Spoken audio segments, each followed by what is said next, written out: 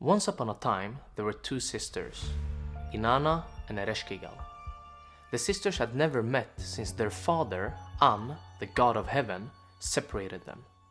An sent his oldest daughter, Ereshkigal, down to the underworld and had Inanna stay with him in heaven.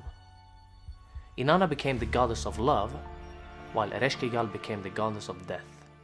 In Mesopotamia, every mortal that died went to Ereshkigal in the underworld, a cold and dark place with no food, drink or comfort, a place Ereshkigal had spent an entire lifetime in. And while Ereshkigal could never go to heaven, the gods in the sky could visit the underworld, with one caveat: there was no going back. Whoever entered the land of the dead would forever stay there, which is why no god ever went there, except for Inanna. As the goddess of love and war, Inanna possessed great power, but as she entered the realm of the dead, she was met with a gate. The gate guarded Ereshkigal's palace, Ganzir, and although Inanna pushed aggressively, the gate did not open. "Open up! I'm all alone and I want to come in," Inanna said. "Who are you?" Neti, the doorman, answered. "I am Inanna." "If you are Inanna, why have you traveled to the land of no return?" "Because Lord Gugulana, the husband of my elder sister Ereshkigal, has died," Inanna replied. "Stay here, Inanna. I will speak to Ereshkigal and tell her what you have said." It was Inanna's fault that Gugulana had died. It all started when Inanna proposed to the king of Uruk, Gilgamesh, who refused to marry her. But Inanna did not take no for an answer and promised to avenge Gilgamesh. So she brought the bull of heaven, Gugulana, to kill Gilgamesh. But instead, Gilgamesh and his friend Enkidu killed Gugulana, leaving Inanna's sister Ereshkigal a widow, but also leaving Inanna herself with feelings of guilt. Now Neti entered the house of Ereshkigal and said, "My mistress, there is a lone girl outside. It is Inanna, your sister." She pushed aggressively on the door of the underworld. Ereshkigal stared at Neti, who continued, "She has taken the 7 divine powers and grasped them in her hand." Ereshkigal slapped the side of her thigh. She bit her lip and took the words to heart. "Come, Neti, my chief doorman of the underworld. Don't neglect the instructions I will give you. Let the 7 gates of the underworld be bolted. Let each door be opened separately. As for her, after she has entered and crouched down and had her clothes removed, they will be carried away." Neti did as his queen commanded, went back to Inanna and opened the gate to the underworld. "Come on, Inanna, enter." The gate opened and the goddess of love entered. Inanna wore the dress of ladyship. She had mascara on her eyelashes, small lapis lazuli beads around her neck, a golden ring and a lapis lazuli rod in her hand. As Inanna entered, she noticed that the lapis lazuli rod had been removed from her hand. "What is this?" Inanna said. "Be satisfied, Inanna. A divine power of the underworld has been fulfilled. You must not open your mouth against the rights of the underworld." When Inanna entered the second gate, the lapis lazuli beads were removed from her neck. Again, Inanna asked what this was all about, but got the same reply. When Inanna entered the last and 7th gate, her dress of ladyship was removed from her body. Inanna was naked and crouched down in the cold and dark underworld, and in front of her was Ereshkigal. Ereshkigal sat on the throne and stared at Inanna. Ereshkigal had waited for this moment, and without showing any signs of pity for her younger sister, Ereshkigal gave Inanna a sentence. It was the sentence of death.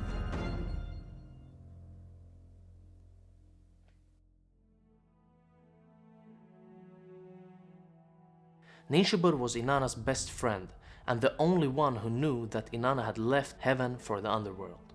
But before leaving, Inanna told Ninshubur that if she hadn't returned in 3 days, she had to tell the other gods and get help from them.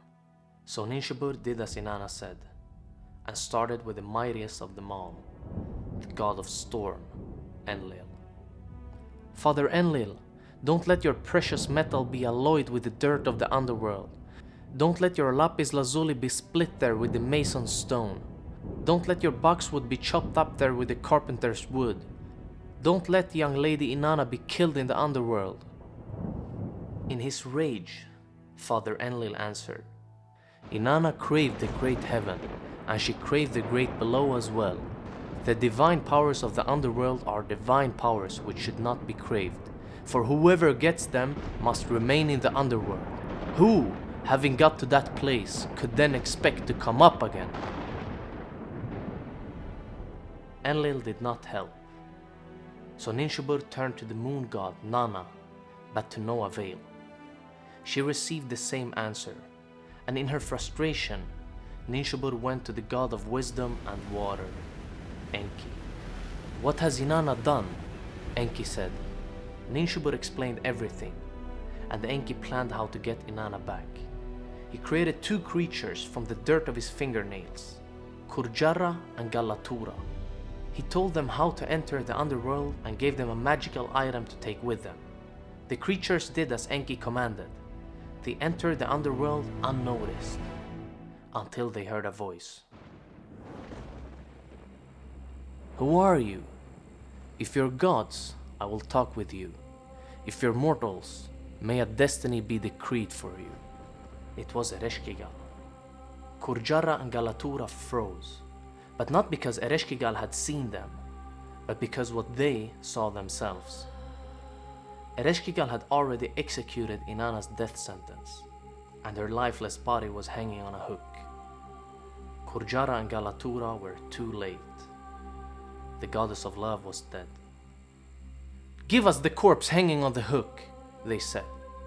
The corpse is that of your queen, Ereshkigal answered. Whether it is that of our king or that of our queen, give it to us. Ereshkigal didn't mind. She gave them Inanna's corpse, but she could never expect what would happen moments later. Suddenly, Kurjara and Galatura gave Inanna the magical item they received from Enki, the food of life.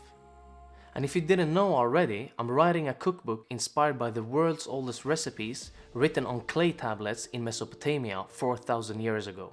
One of the recipes is my interpretation of the food of life. If you go to tableofgods.com/Inanna, you can get this special recipe, and you don't want to miss it, because when Kurjara and Galatura gave the food of life to Inanna, she rose to life again. But just because Kurjara and Galatura brought Inanna back to life didn't mean they could leave the underworld. Somebody had to take Inanna's place if she was to ascend to heaven, and Inanna had to make that sacrifice herself. So the goddess of love went looking for a substitute. She made a stop to meet her husband, Dumuzi, who was enjoying life in her absence. Inanna looked at him. It was the look of death. And trust me, Dumuzi, I feel you. I know what it's like to get that look from your wife. She spoke to him. It was the speech of anger. She shouted at him. It was the shout of heavy guilt. Inanna sent Dumuzi to the underworld against his will and never set her foot there again. So, how does one interpret this myth? The author who wrote it thousands of years ago certainly wanted to say something. But what really? I'm gonna give you my 3 interpretations, or life lessons if you will, that can be drawn from Inanna's descent to the underworld. Let me know in the comments which ones you agree or disagree with, or if you have other interpretations of it. So lesson number 1. Pride, arrogance, and a lack of humility will make even the most powerful goddess, like Inanna, fall. Inanna was immortal. She resided in heaven, and she always got everything she wanted, but eventually was killed in the underworld. So lesson number 1. Always keep your feet on the ground, no matter if you're in heaven. Number 2, on the other hand, falling and figuratively dying doesn't mean you can't rise again, although you might need food of life, which you can find at tableofgods.com/Inanna. So lesson number 2, no matter how bad the situation, there's always a way to rise, and sometimes reaching the bottom might be the only way. Number 3, and I'm a bit uncertain about this one, but I wanted to share it with you anyway since it struck my mind. So, since Inanna sent her husband Dumuzi down to the underworld because he didn't lament her, I wonder if she learned anything from her death experience. She seems to have been just as reckless as when she decided to kill Gilgamesh. So lesson number 3 could therefore be that some people or deities never change, no matter what happens to them. If you enjoyed this video, consider subscribing and liking, and let me know in the comments if you agree or disagree with some of my interpretations or if you have others yourself. Now I need to eat some food of life.